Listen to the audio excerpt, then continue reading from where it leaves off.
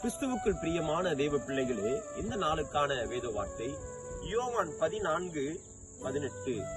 நான் உங்களை திக்கற்றவர்களாக விடேன்.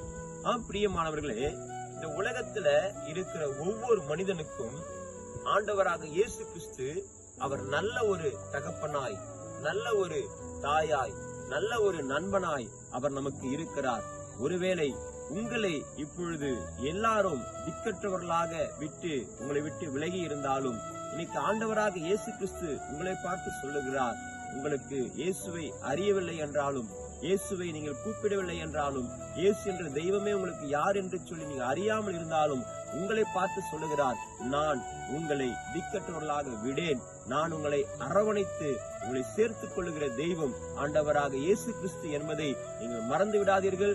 உங்களை காப்பாற்றுகிற தெய்வம் இயேசு உண்டு. அதை விசுவாசியுங்கள். கர்த்தர் உங்களை ஆசீர்வதிப்பாராக. ஆமென். God bless you.